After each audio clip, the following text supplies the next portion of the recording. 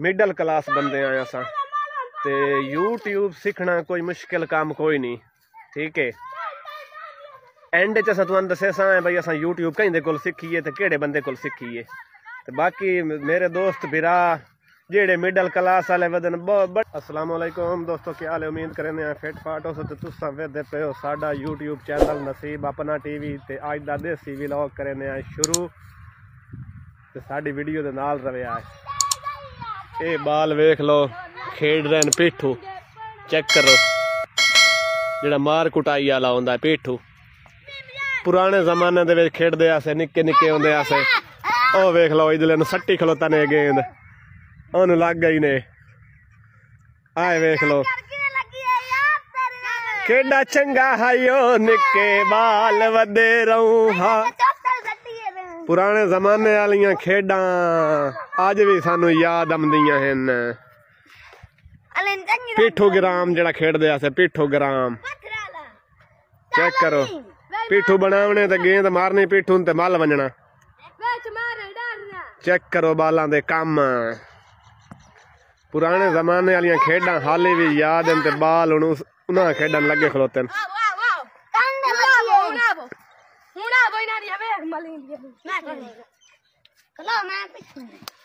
शाबाश हयातियां, शाबाश मुबशरी आ गई ने।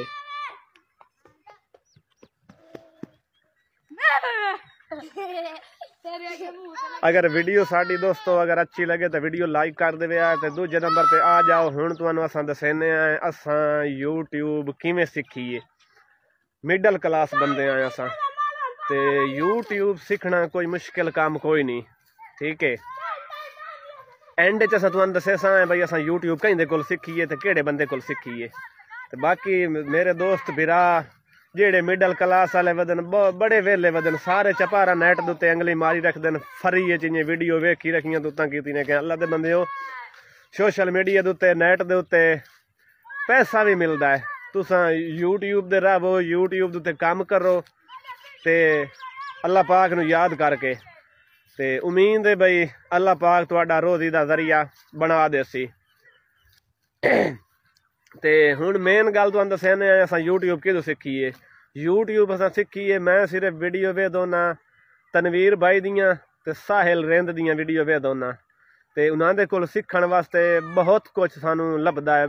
यानी कि वीडियो दी एसईओ करनी होवे, थंबनेल बनावण होवे, टाइटल लिखण होवे या कीवर्ड वीडियो दे विच देवणे होवन, के तरीकाकार होंदा है, वो सारी असां वीडियो उन्हां दी वेख के ओहदे मुताबिक चैनल दे उत्ते असां काम करदे पए आं।